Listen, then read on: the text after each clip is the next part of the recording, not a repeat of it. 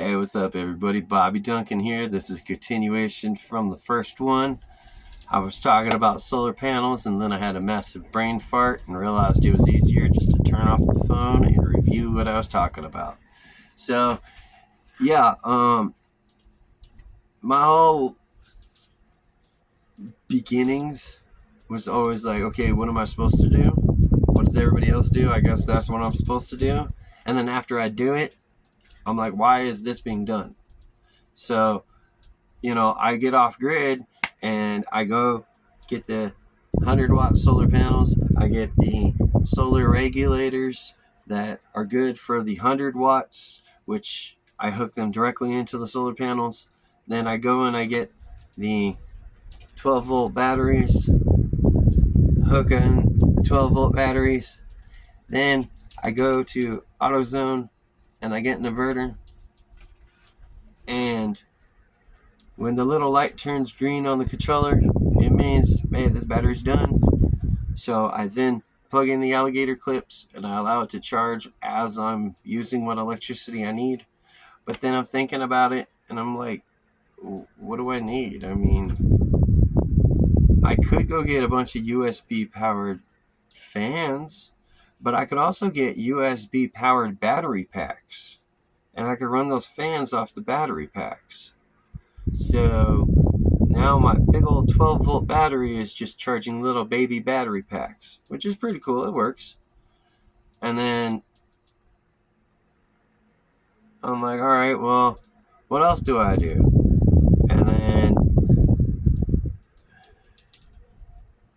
I don't know, what was happening? Oh, I call her my neighbor lady.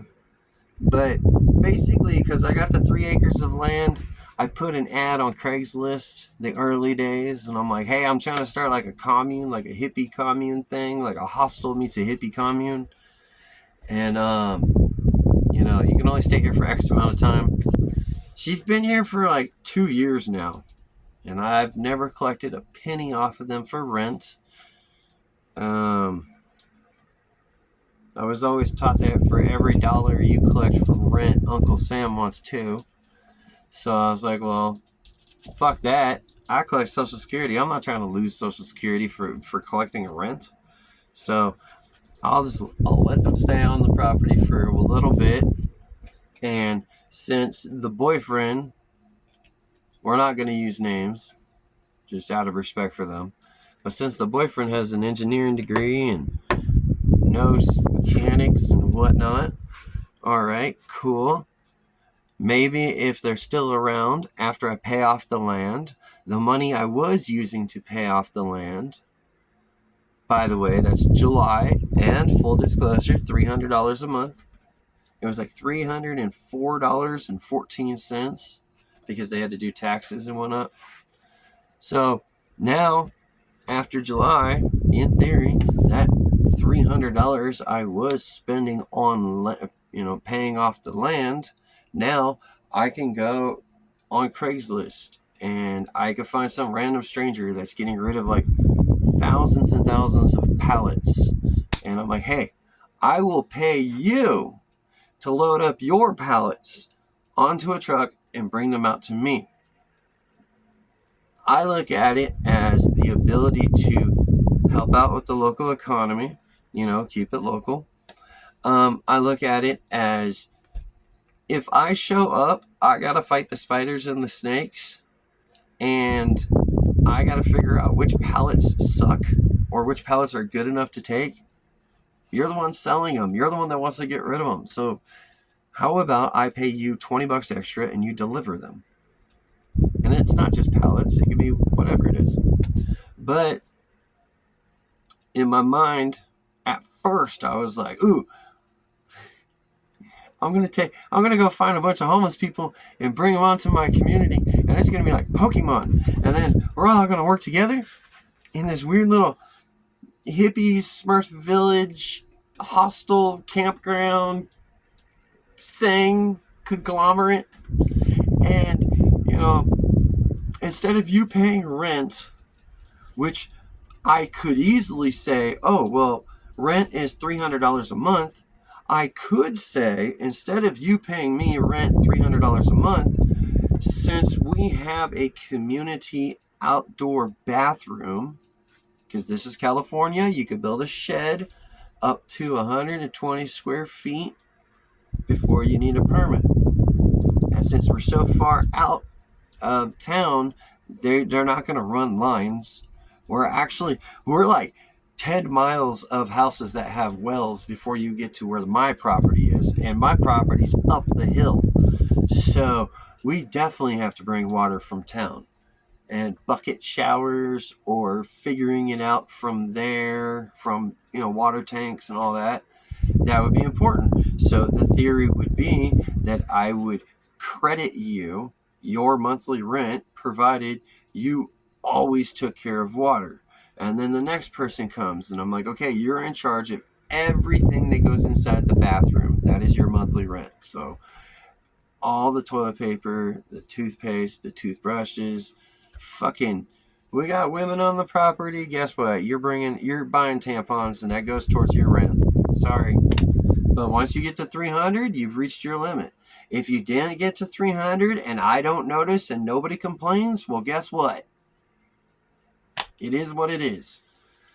And then that way, the more people that would join, the more voids would get filled. Another one.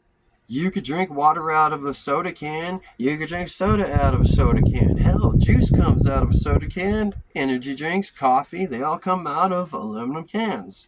So if I could get somebody who's comfortable with smelting aluminum, then the theory would be that they would smelt aluminum into aluminum ingots or aluminum whatever they are, and then hand it off to a second person who would then design something from that aluminum theoretical blank slate.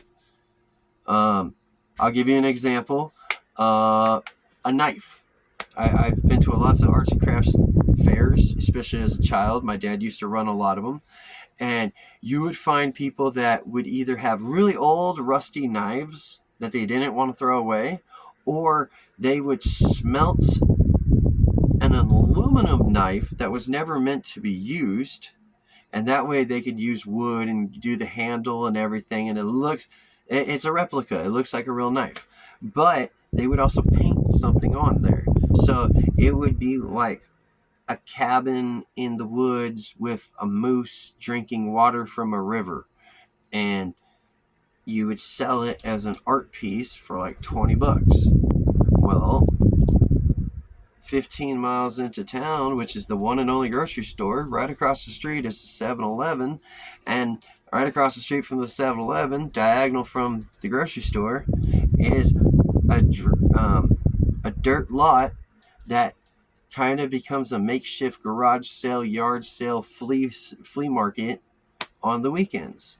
So you could take it over there. You could also very easily recycle saw blades and put the clock components onto the saw blade. But before you put the clock component onto the saw blade, you paint some kind of design onto said saw blade. And then you sell it. And with the money that you make from selling it, that's your groceries for the month. What I would not want, classic squatter. The guy who says, yeah, I know everything that there is to know about this one subject. You don't need a secondary. I'm your primary. I got this. And then they just sit there. Well, sit here. They don't do anything. They don't provide anything. They don't answer the door. They don't have conversations with people. I don't want that. That sucks.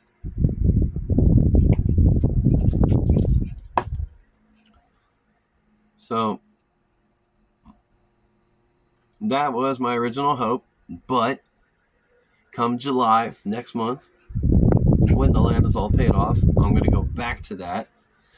But I got very demoralized, to be honest. I spent 2 years, more or less, because I signed a 33-month contract. So this July, or this next month, that's the 33rd month. But in between Lancaster and the next town north of Lancaster, there's a freeway, and along the freeway on one particular side is a whole bunch of homeless people that live in their RVs. And I must have tried countless times to go over there and to talk to those people who live in those RVs, because I know that when the CHP gets bored, they go over and they start messing with people. And if you live in an RV on the side of the freeway and you have all this stuff and you're homeless, but you can still keep it clean and orderly and all that, well, maybe you're somebody I actually want to talk to. You live by example, and your example is that you're clean. Yes, you're here, but you're clean. You're respectful. But those people would either flat out not answer the door, or would just say, "I'm happy where I'm at." And I think it's expectations, because a lot of people say, "Oh, you can live on my land. You can move to my property," and then the 11th hour comes, and now they want to drop the other foot and be like, "Oh, since you're going to live here, you're going to have to, become Cinderella, be my slave in essence, indentured servitude. You're going to have to be my indentured servant." So that's not my intention. There is no shaving of the heads. There is no drinking of Kool-Aid. I don't want to have sex with your wife. I don't want to bathe in the blood of the firstborn. I don't want none of that shit. I'm not going to make you read from a Reader's Digest. I mean, a book of Bibbles. I mean, if you think about it, what is a Reader's Digest? It's a collection of stories. What is the Bible? It's a collection of stories.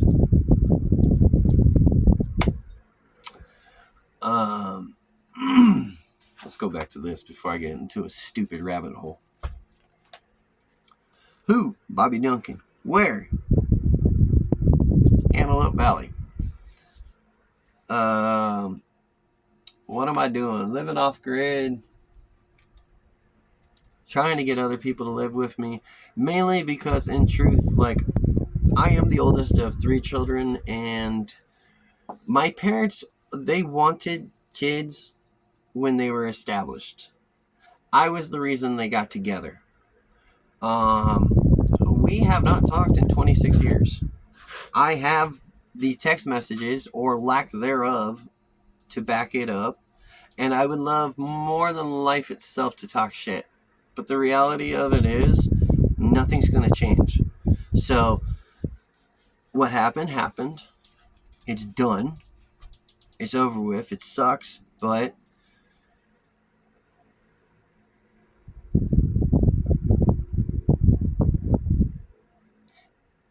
it's my shit to scoop. Why? Oh yeah, that's the why. I'm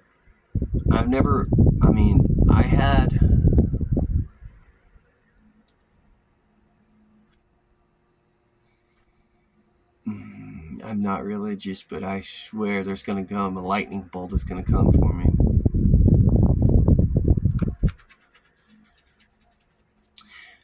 I had a family dynamic that did not allow me to understand, appreciate, let alone meet a good majority of my cousins, my aunts, my uncles. I don't know if I have nephews or nieces. I don't know a lot of things. I know at the age of 14, I started to drift away, and it wasn't very long after I had drifted away mentally, there was no coming back. It was like Alcatraz. I was a mile and a half offshore, but you're not swimming that mile and a half. There's too many damn sharks. The water's too rough. It's too cold. It's not going to happen. Just let it go. So, yeah, I grew up not really knowing much of my family. I grew up not really having friends. I grew up being a little smart ass in class, because I realized at a very young age that teachers didn't know very much outside of what was printed in their teacher's edition. So, and then when the teacher's edition was wrong, field day. And it was easier to get rid of me. Off to the principals. So, lots of in-school suspension, in-house suspension, Saturday school. Stinking flies. What good are flies? Why are flies on Earth? You don't serve any purpose other than food, and mosquitoes do that just as well.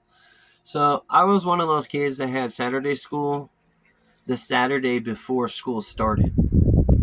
I was also one of those kids that had Saturday school the Saturday after school got out. School started on a Tuesday, and school got out on a Thursday, so keep that in mind. I had teachers that believed in me and were going to push me and get me to strive to be better. So I went to juvie, and I manipulated my transcripts through juvenile hall. The greatest decision I ever made. Yes, I miss homecoming. Yes, I never had a prom. Yes, I never really did anything. There is no auto shop. There is no metal shop, wood shop. There's none of that. There's just the classes that were needed for me to get my diploma. And my electives were more classes needed for me to get my diploma. I actually kind of made an Asian joke about that once and had to defend myself in order to not get in trouble. I grew up where career day, I would just wear my normal clothes because I had to explain to them that when I grow up, I want to be a nomad. I want to be an explorer. I want to be homeless. I want to be possibly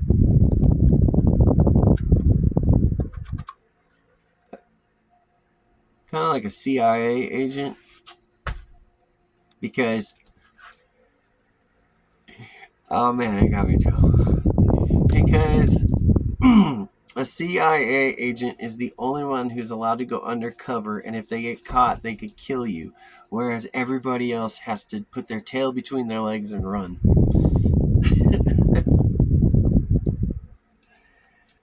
When I was told that wasn't good enough, I told them that I wanted to be a nomad biker, probably Hell's Angels. I didn't know better.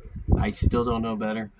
But just a biker that was like a nomadic biker. I was like, I'm going to go to war, and after I get back from war, I'm going to get a motorcycle, and I'm just going to wander the western United States. I will never cross the Mississippi. I'm just going to wander around. Still not good enough. Saturday school. Off you go. But that was who I was. I marched to the beat of my own drum. I was the magic 8 ball that always had the answers. You just didn't have to shake me so hard. I was always looking for... I'm letting some of the air in, but I don't want to let the sun, because, it's that angle where it's, like, blinding. But yeah, like, I always had one of the potential correct answers. And it was never the right answer, but I can argue it to the point where I could become right. And so I was one of those little kids, little shits.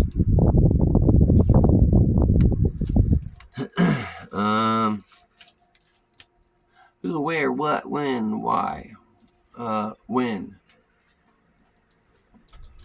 Like I said, October. It was either, 33 months ago. So 33 months ago from 2024 would be October 2021.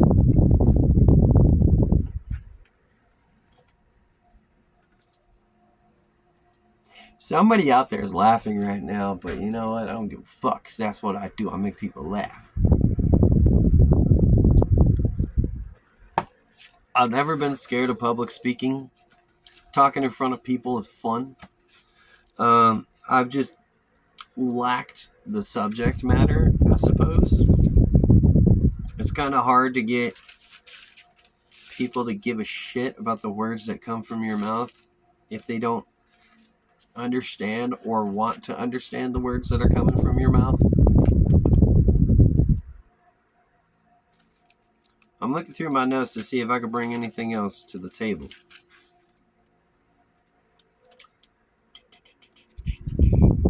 Oh, wow. Really?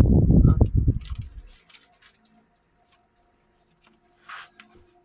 July 6th, 1983, 6:46 a.m.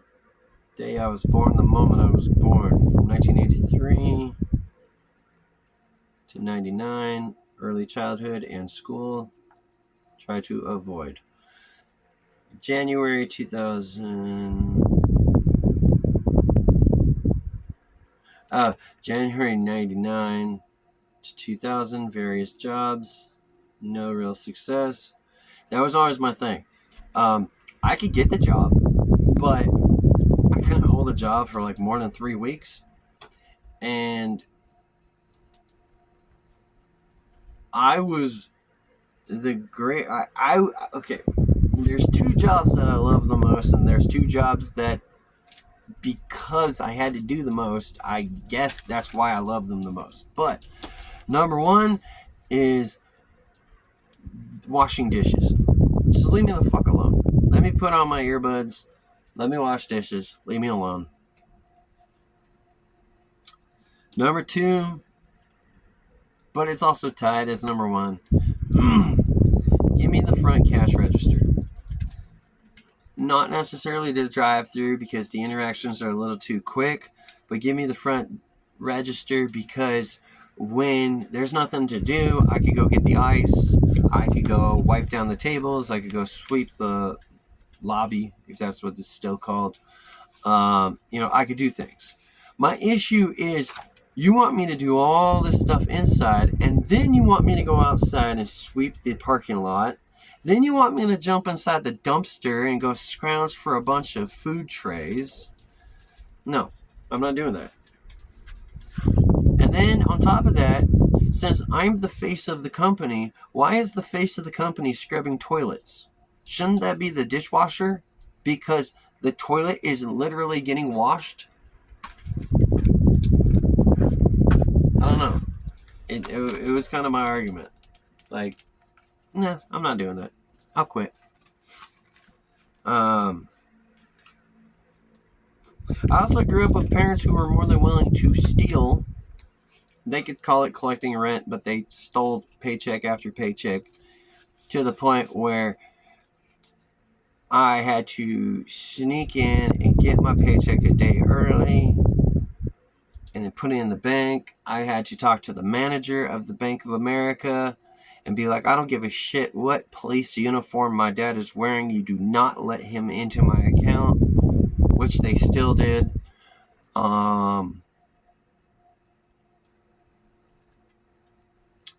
And I was like 15 years old at a Taco Bell.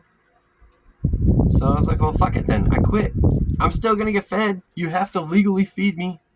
So either I can work and miss meals at home and you steal my paychecks and I have no way of paying for the food so I can eat dinner because I missed dinner because I was at work, or I could just quit working and get dinner. But that being said, I came from a family of cutting coupons and 20-minute dinners. 20-minute hamburger helper related dinners. Let's see. June of 2001, AmeriCorps. July of 2001, California Conservation Corps. August of 2001, Job Corps. As you can tell, the Corps didn't work out for me. September 2001, 9/12/01, Navy Boot Camp, Great Lakes, Illinois.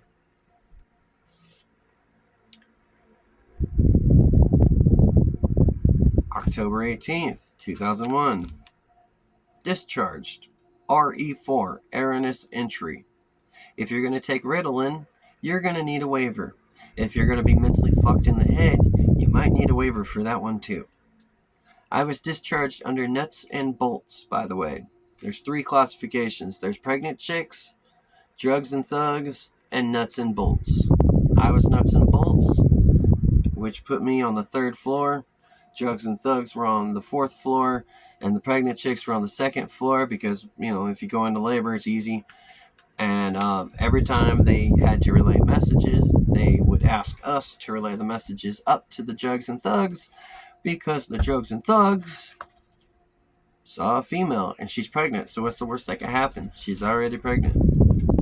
So that caused a bunch of arguments. And I could have stayed there and dragged it out. It would have taken 3 years of court, and I didn't have 3 years of give a shit in me. So yeah, I drug out discharge for like 2 months, getting paid like $35 a day, and I'm like, oh, this is cool. I like this.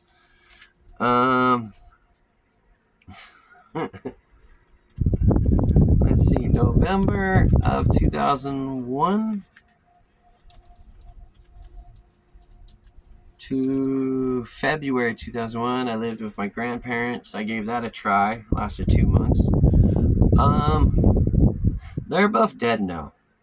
So whatever I say is the truth, and there's no way anybody can fact check me.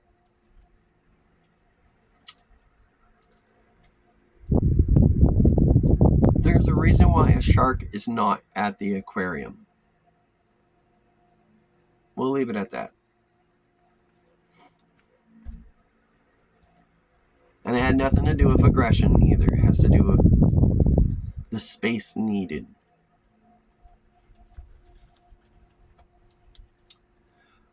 From February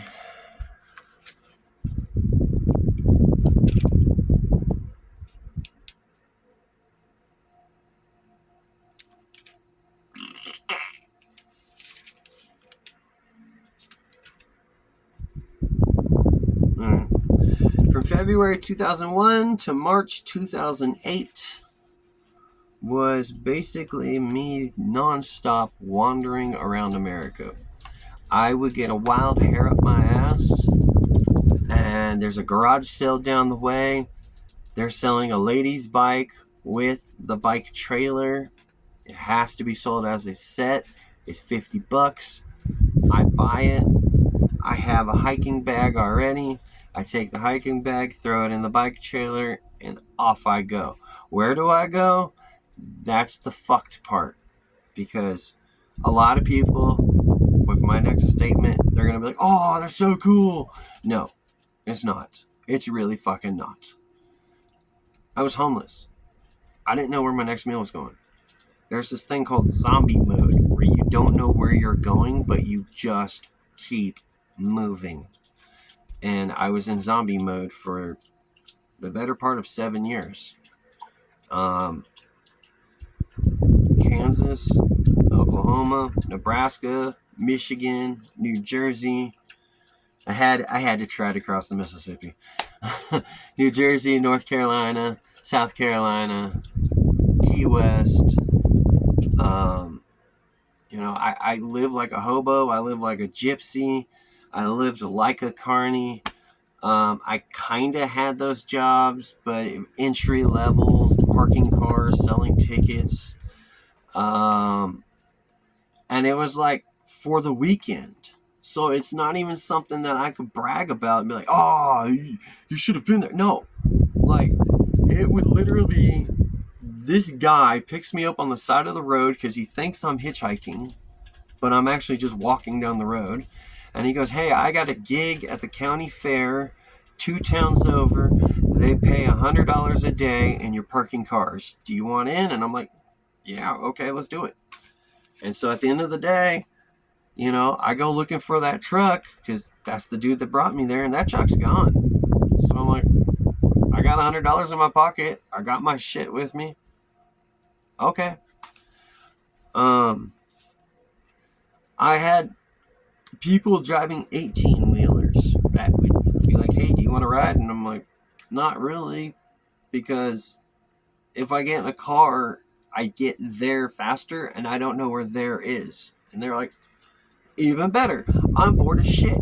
Why don't you just hang out with me until we get annoyed with each other, and then I could just drop you off on the side of the road? And I go, awesome. As long as you don't kill me or request any sexual favors from me, we're great. And guess what?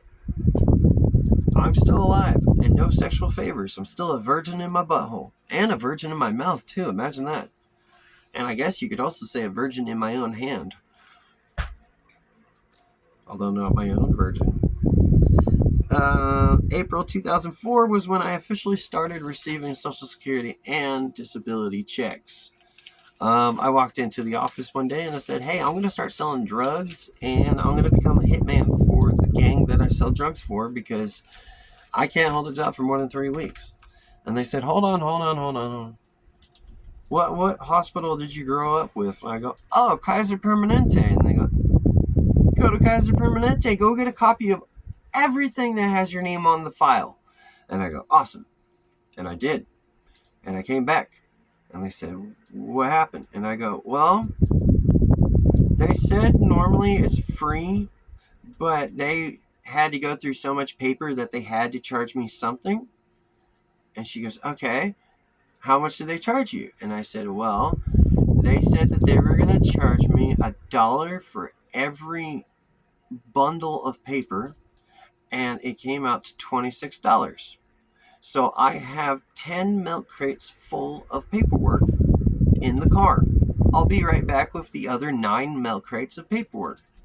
2 weeks later, I got a letter in the mail saying, please hurry the fuck up, come get your checks. Establish an address so we know where to send your checks in the future. And stay away from the public. Because apparently they think I'm the kind of guy that would sneak a grenade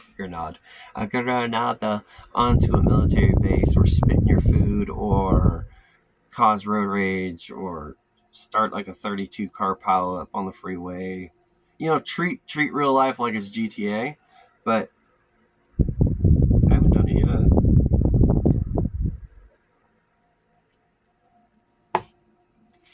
Hell, I live 15 miles away from the nearest freeway, and that's 15 miles away from the nearest town. I've really taken their words of advice to heart.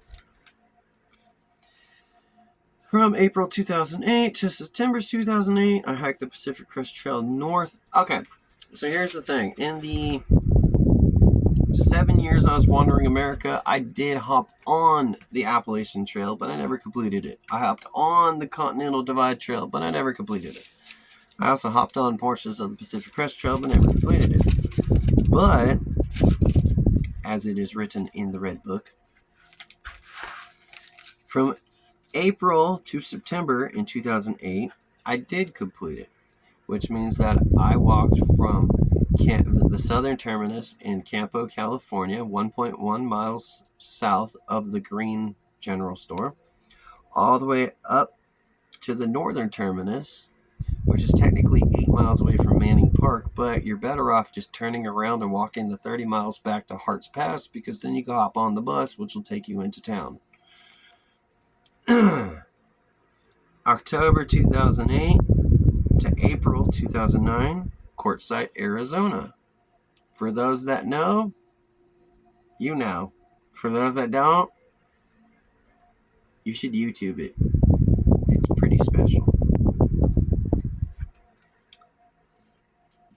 This seems to happen a bit, by the way.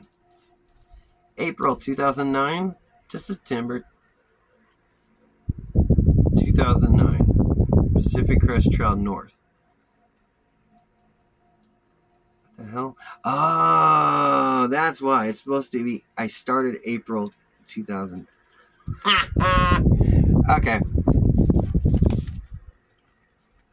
It's not going to work. Anyway, yeah, my bad.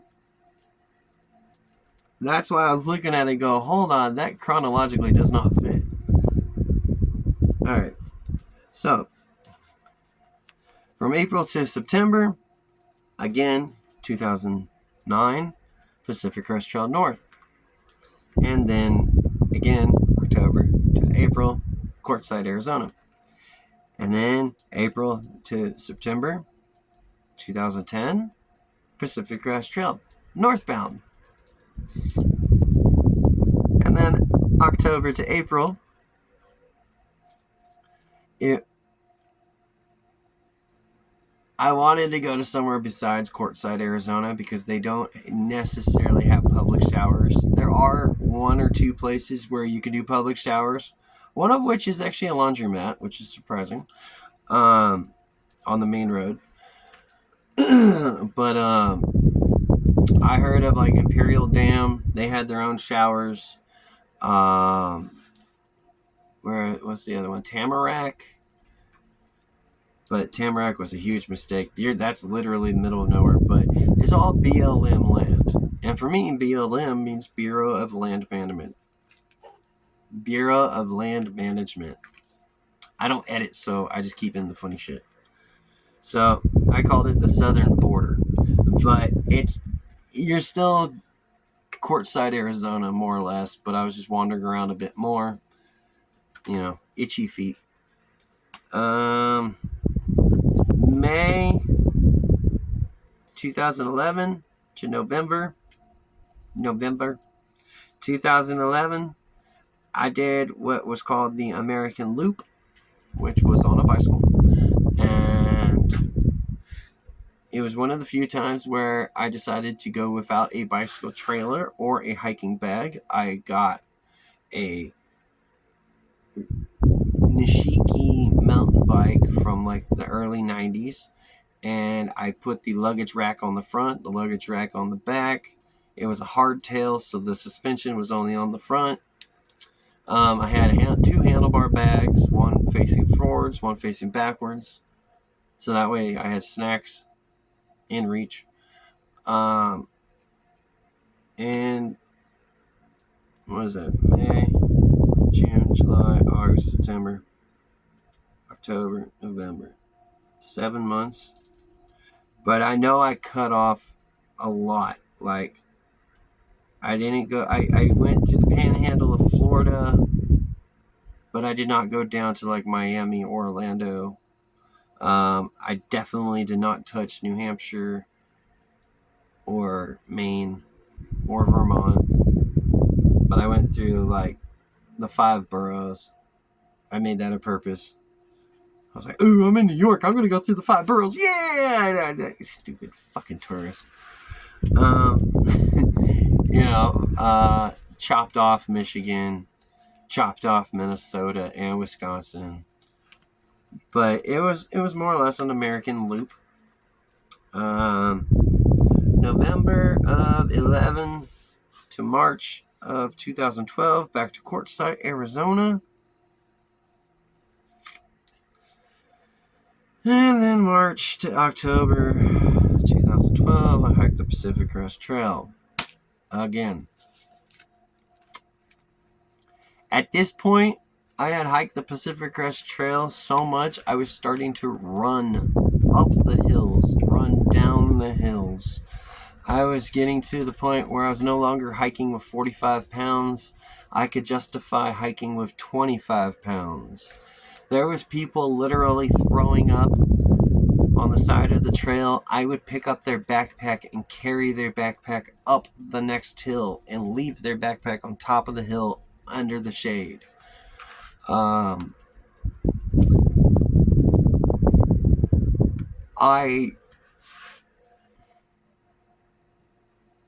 wanted the THC trail names. I thought it was cool. Oh, what's this dude's name? THC. Oh, that's fun. And a few people heard me out. So my trail name overall was always the Human Cyborg. And that was just because I was trying to defeat Zombie. And there was always a dude named Zombie. And I was just like him, where just like a zombie, you just keep going. Yes, I'm homeless, but you will never see me on the side of the road with a cup in my hand, jiggling some coins inside. You will never see a piece of cardboard saying homeless, anything will help. I'm not going to wash your windows for $2. No, fuck that shit. There's other ways to live. Maybe I volunteer to stay homeless for a reason. Maybe it's what makes me comfortable.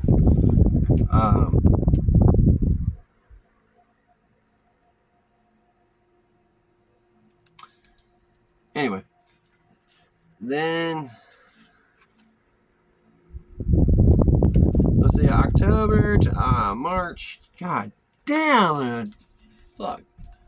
So yeah, I did this thing where like,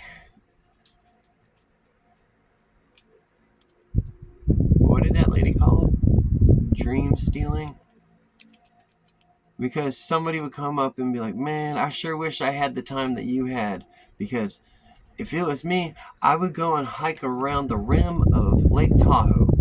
And within a week, I'm hiking around the rim of Lake Tahoe. And just before I cross that finish line, I go, why the fuck am I doing this? This is somebody else's dream. This is what somebody else wanted to do. I never wanted to do this, but it was a thing to do.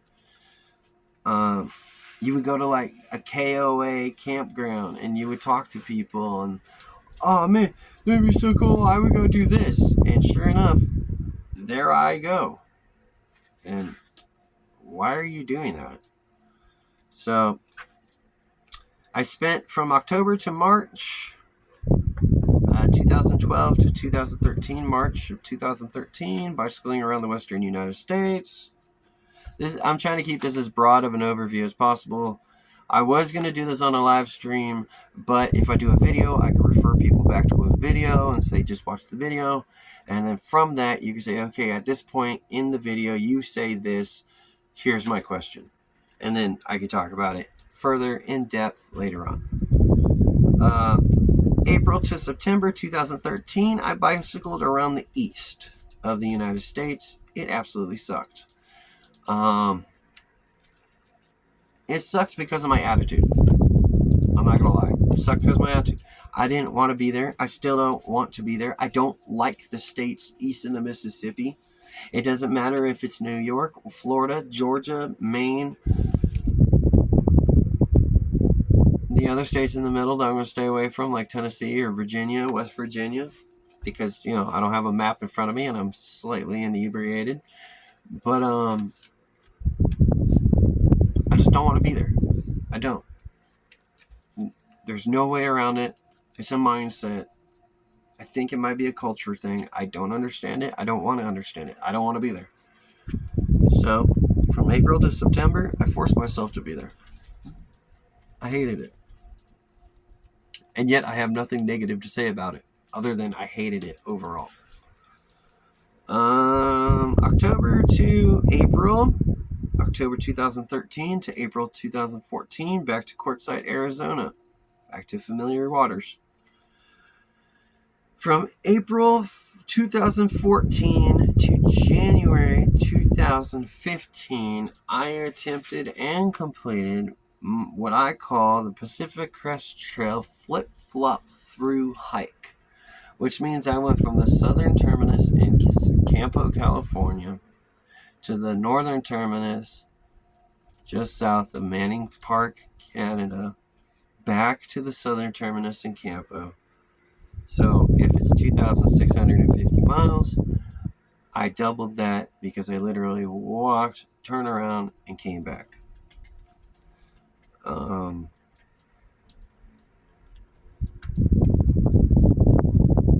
It's not the first time I did it. Actually, as a matter of fact, I repeated the process the very next March.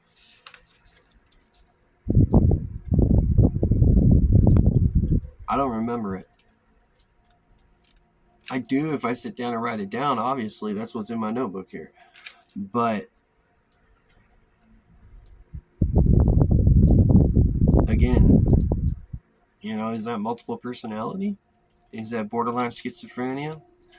Is that me listening to elders saying, oh, if you go out and you go hiking and you go live in the nature, in the woods, and just experience your own thoughts, you're gonna grow up and you're gonna force puberty, you're gonna force manhood, you're gonna have a clear mind, you're gonna know what to do with yourself. So I did it, and I repeated the process over and over and over again, expecting different results. You know, all I got was insanity. Keep that in mind, children. January to March 2015, Quartzsite, Arizona. You guessed it. Keep in mind, I'm homeless. I live with my backpack on my back. When it comes time to winter, I go to a garage sale or a Craigslist ad and I buy a bicycle and I buy a trailer and I throw my backpack in the trailer and I pedal the bicycle.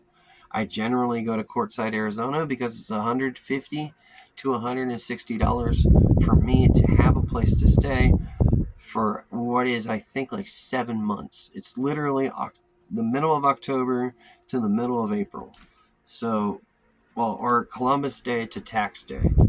So, I mean, and yeah, I lived in a tent, but I found people who lived in RVs. So I would put my tent next to their RV and let their RV block the wind for me and just played nice, which was fine. Especially when they need to run into town and they want somebody to watch their dogs because their dogs keep jumping out of the car and it's too hot to roll up the windows. Cool. Here's $20. Can you pick me up some Spam? Yeah, I like Spam. Hickory smoked is the best. Followed up by bacon. And then maybe hot and spicy.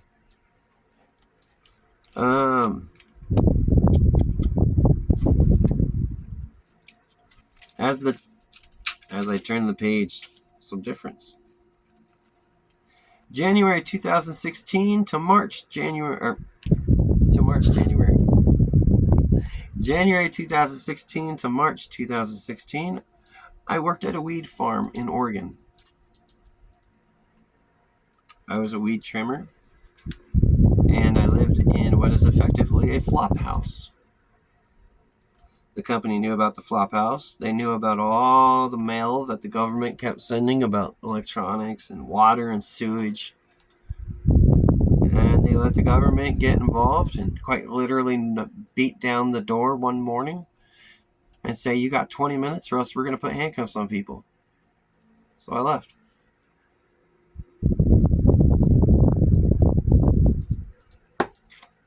Because I earned Social Security and disability, I had a deal. I would trim cannabis and I would put what I finished, my salad bowl, in the middle of the table. And on your honor, you, for instance, would be trimming and lunchtime would come and you just want to hurry up and finish. So you weigh out what you've done already and you're at 3/4 of a pound. If you can reach into my salad bowl and grab 1/4 of a pound, well, now you'll equal one pound. But if I charge, or if I get paid $100 per pound, since you grabbed 1/4, you would owe me $25.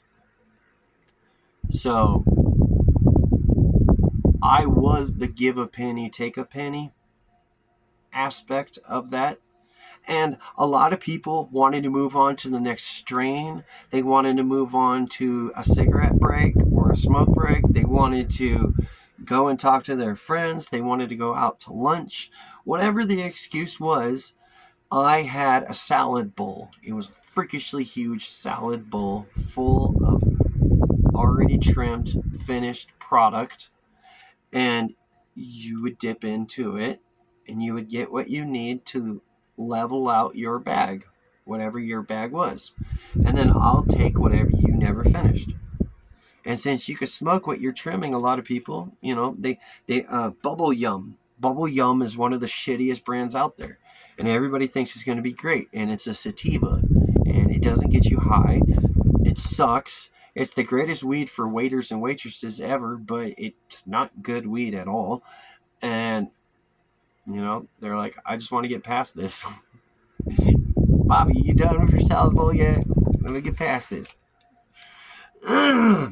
March 2016 to October 2016. I lived on an 8-acre farm, and I was the navigator of a new hire for an 18-wheeler company. They worked for Costco, but basically they were independent company.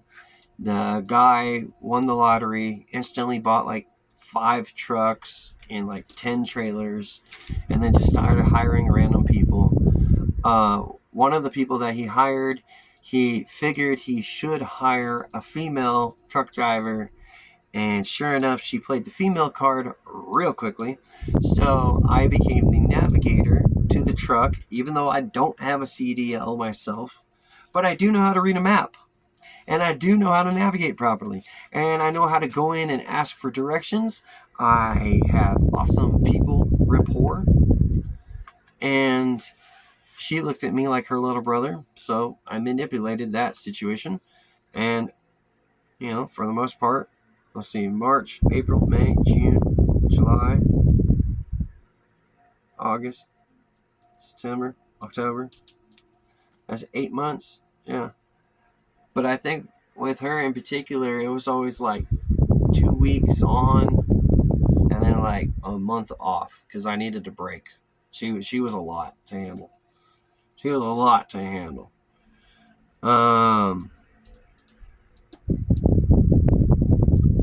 So that was actually kind of fun, and he insisted on paying me. I again told him, hey, I'm allergic to those W-2s, and so he would give me a Walmart gift card every month as a thank you or a tip.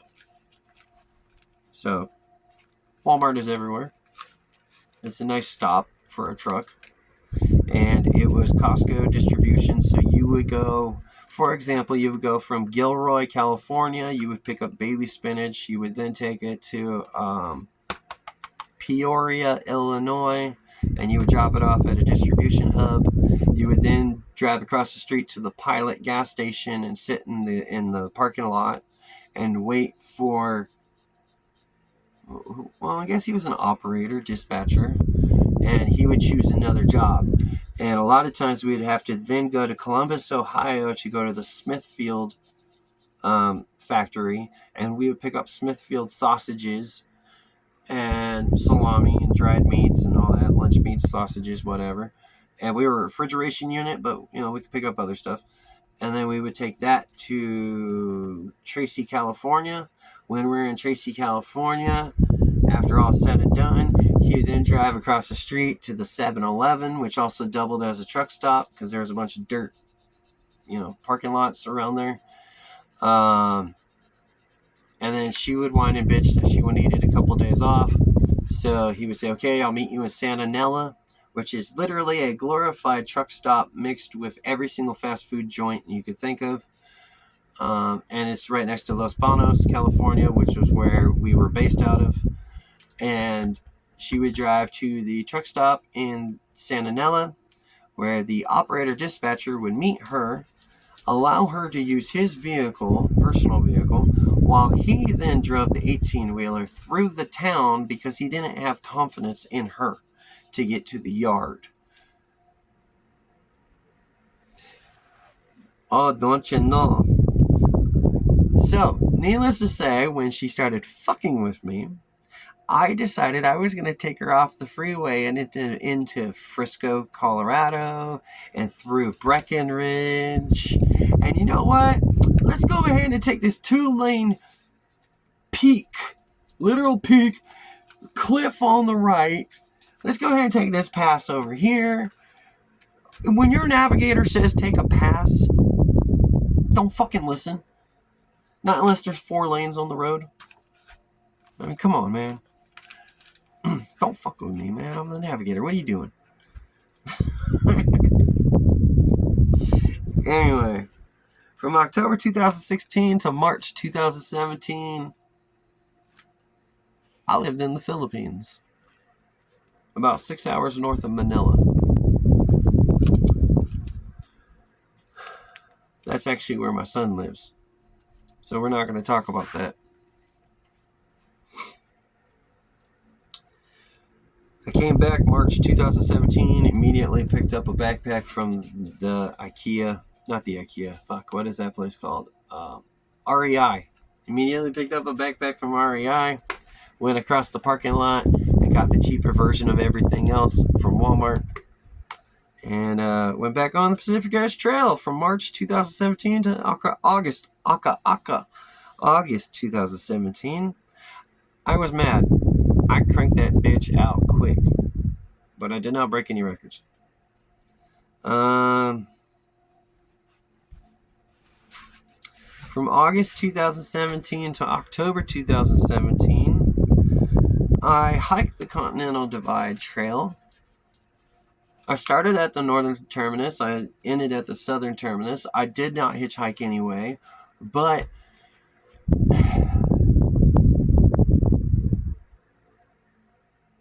I don't know. I feel like, not that I shortcutted it, I feel like I got lost and kind of created my own way.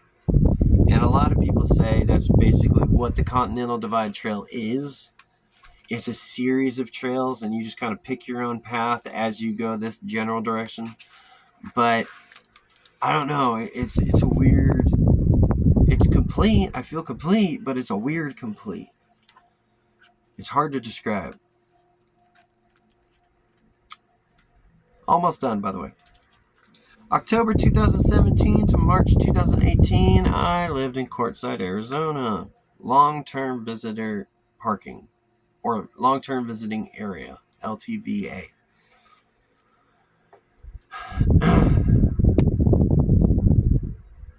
December 12th.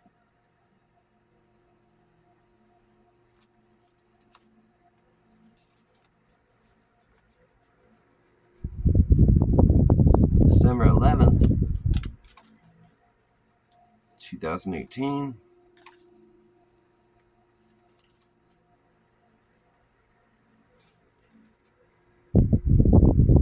My son was born. December 12th, 2018.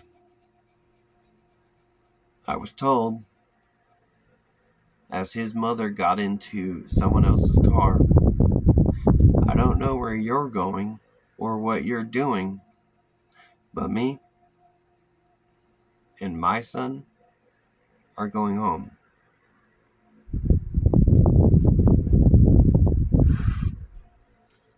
From December 2018 to October 2021, I lived in a minivan. I bought a $700, I paid $700 for Chrysler Town and Country minivan, 2001. Ripped out the seats, got a Walmart couch. It's supposed to be a futon couch, but I kept it as a couch most of the time. And I parked in a cul-de-sac. She was the second house. There's always a dead spot in a cul-de-sac. She was the second house from the dead spot. So her neighbor was the house I had to stare at because I was parked in the dead spot. And she was completely okay with me being there. She actually rents a bunch of her rooms, and she was kind of like, hey, I want somebody to hurry up and leave so he can move in, because it's not fair. He's in a fucked up situation.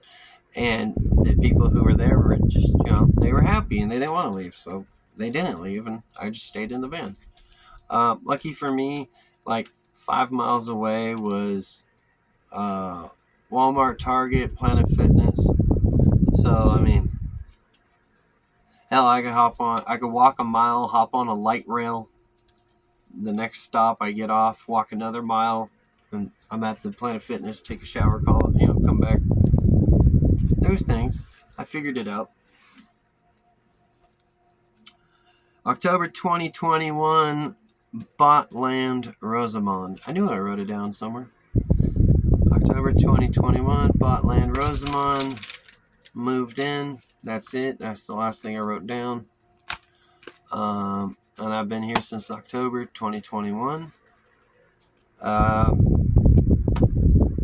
will tell you this. Without bullshitting you, looking you dead in the eyes, my pupils will not dilate. I will not look away and smile. I do have witnesses. It is a fairly typical occurrence from dusk till about 11 p.m. So I would say from anywhere from 6 p.m. to 11 p.m. It's not uncommon, and they travel in threes, to see low-flying, completely blacked out helicopters that you don't know that they are there until they are about 50 yards away from you, and then they're on top of you, and then they're 50 yards away, and then it's absolute quiet, but you can still kind of see them, but it's dark enough that you can't really see them for very long. They do not fly with lights. There are no lights that blink. There is no way of looking inside the windows. There is no call signs. There is nothing painted on the outsides. They are completely blacked out. This shit is real. They fly directly over my property. I wish to God I was bullshitting you. Do I care? Not really. Are they hurting me? No. When I finally pay off my land and I become probably the dumbest human being on earth and think I could take on horses, will the helicopters spook the horses and cause property damage? I'll deal with that then. But I don't plan on getting horses. I don't see... I mean, somebody else could do that, that's fine, but I don't see the point. There's zero light pollution, so you get to see the stars. And when the moon is out, you can genuinely have night vision. Even when the moon's not out, you still get night vision. But, you know, a little bit more effort. I'm drinking pineapple coconut water from Walmart, by the way.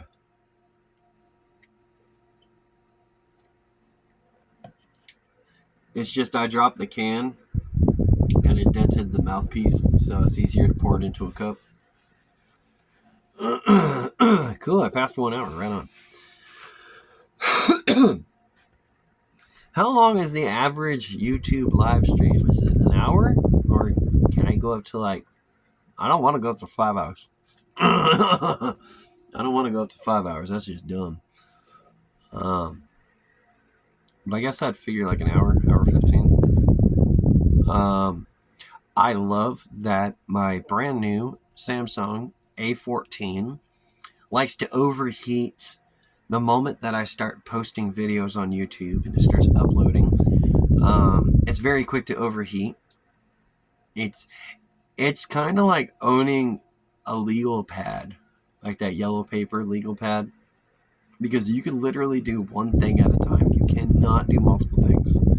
Sometimes I try to play games while having the YouTube picture-in-picture small screen because I have YouTube Premium, and the game's like, I don't know what to do, and then it'll turn my video off, and it gets annoying.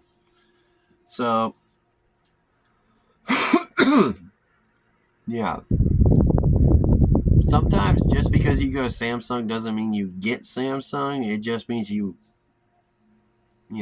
subscribe to that particular umbrella or company, I guess.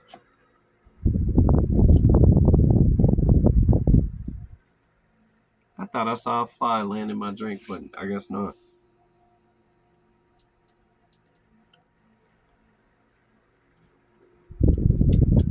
Nope.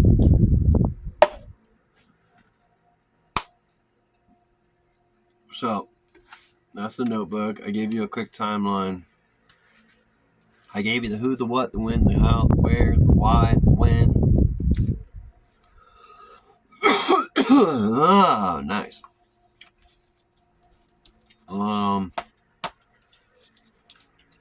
But yeah, I mean, I go ahead and I come over here, I buy land, sight unseen.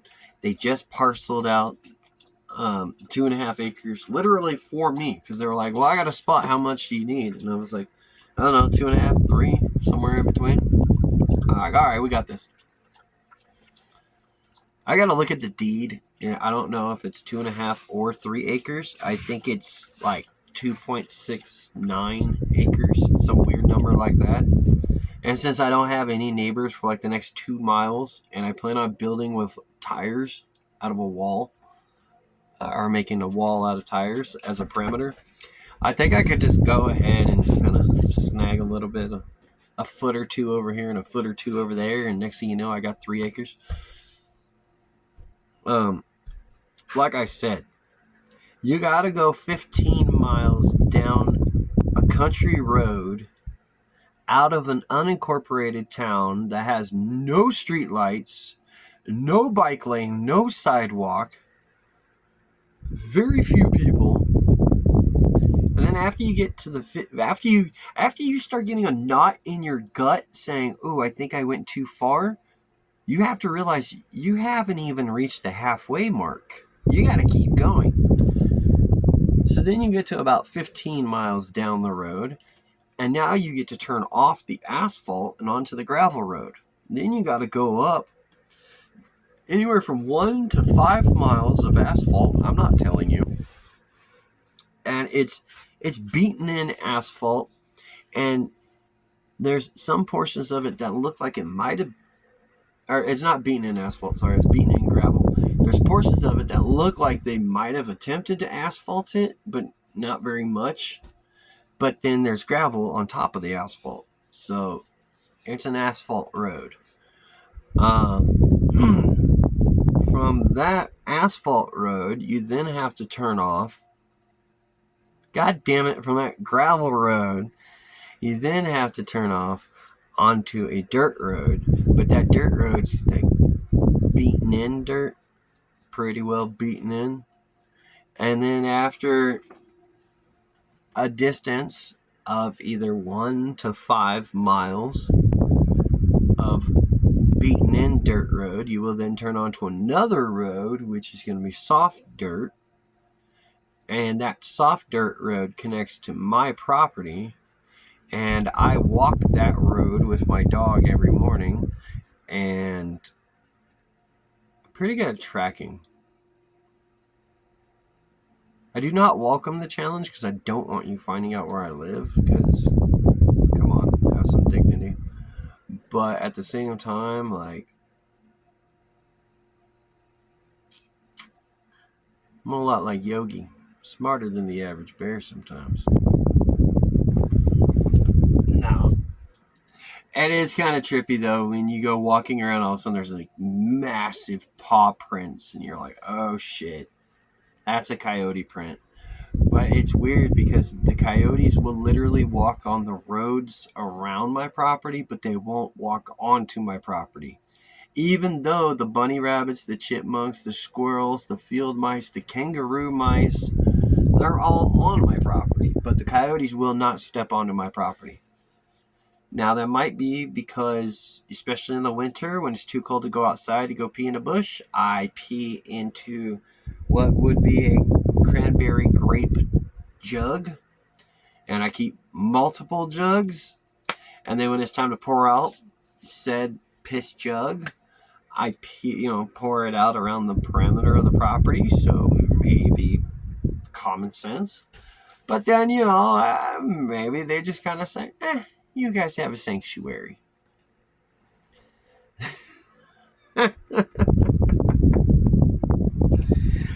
Let me have this one, damn it. Speaking of tire wall, the RV that was abandoned on this property is actually a Dodge Winnebago. I thought Winnebago was Winnebago. It turns out Winnebago is Dodge. And there's a booklet, like a maintenance booklet, and it started in like 67. So I'm imagining that this is like a 1966-ish Winnebago. And when I moved onto the property, I was just going to stay in my minivan. But when the couple that lives on my property, the elderly couple, they're like really old, like fucking ancient and shit, like 60s and 70s. When they moved on, they started giving me a bunch of shit because I was living in the van, and why am I not living in the RV? And I made up the excuse that the RV slipped into the dry creek, and I have a dry creek on my property, and it slipped down, so I'm not gonna fuck with it. And one day they just kind of hooked up the pickup truck and just pulled up the RV like 20 feet up. They go, there, now move in. You have no more excuses. So I moved from the minivan, which I was comfortable, but it was a little small, but I was still comfortable. But I was killing the batteries by keeping the doors open all day. And then I moved in here, and it's actually too big. There's a lot of dead space. And then when it comes to the end of the month, like right now is the 29th of June.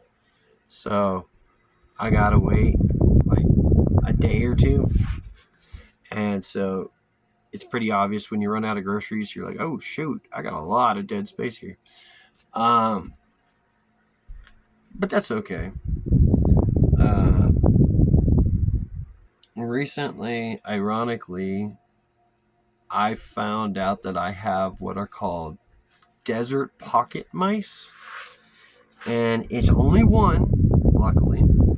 And it's a little brown mouse with little beady black eyes and about the size of your thumb. And it finds a way in through the wheel well.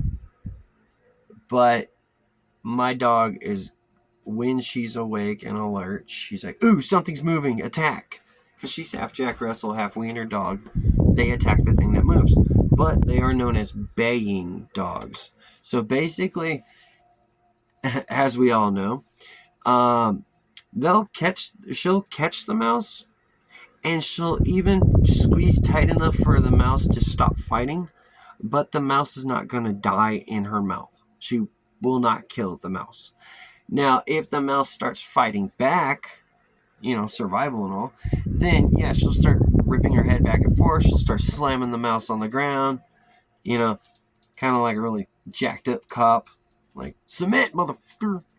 And then, worst comes to worst, then yeah, she'll snap the little fucker's neck. Now,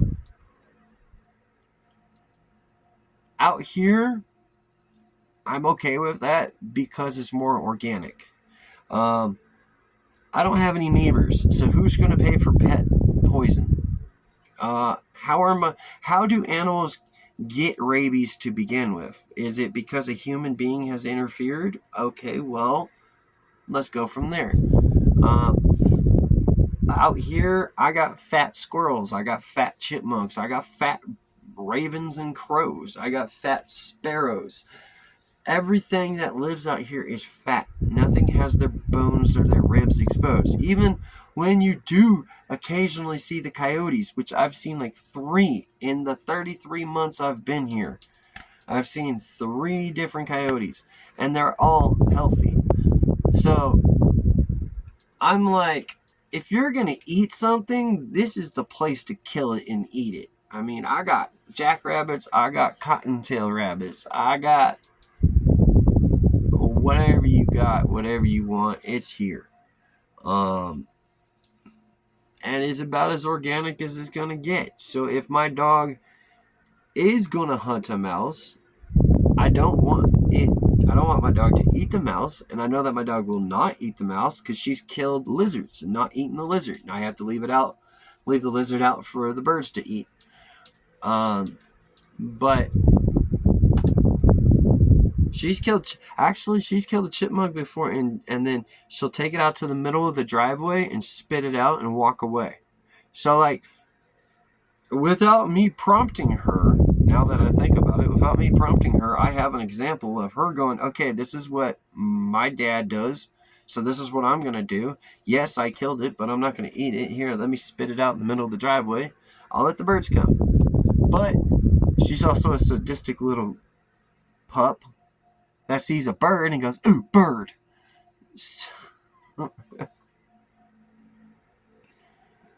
But other than that, she's a princess.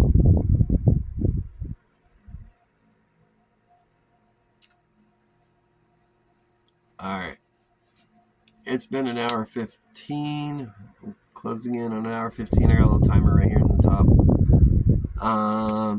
These blankets, by the way, are here to block the window and the sun. Nothing more, nothing less. In front of me is you on my cell phone, but behind the cell phone is a 32-inch Samsung TV. And even with the blanket, and the light dim, I'm still getting a glare. Without the blanket, mega glare. Don't want that. There's a blanket. So let's just knock that out. Yes, that's a battery operated light. Bought at grocery outlet for $10. I'm weird.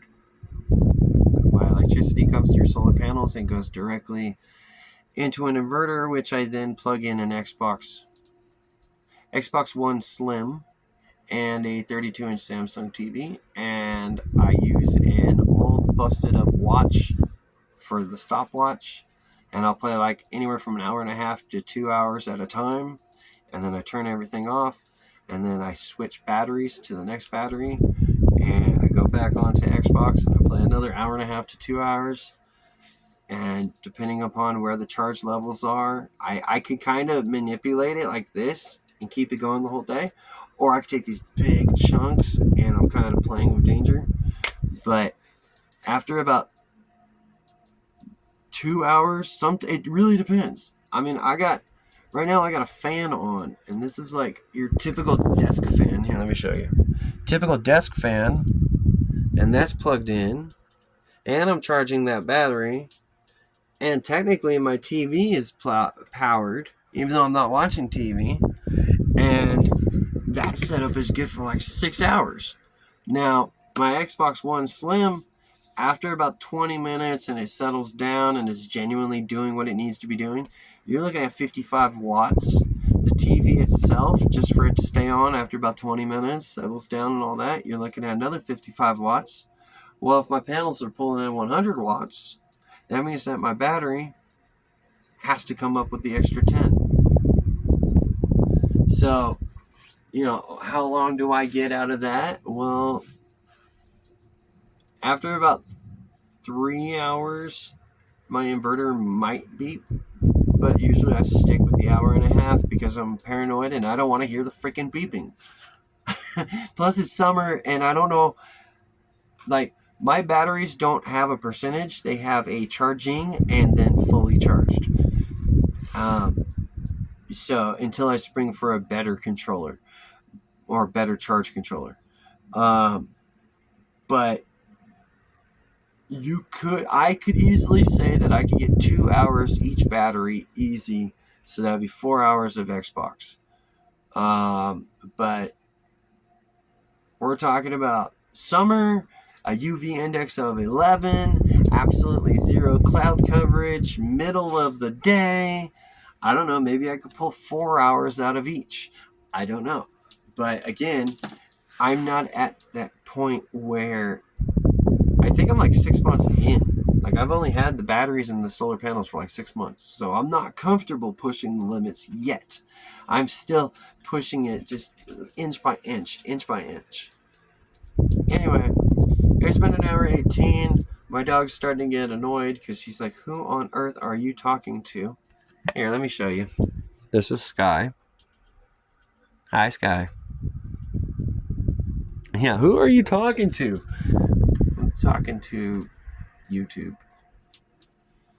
Because I'm bored and you can't just walk up to people and say, hi, I find you interesting. Do you want to be my friend?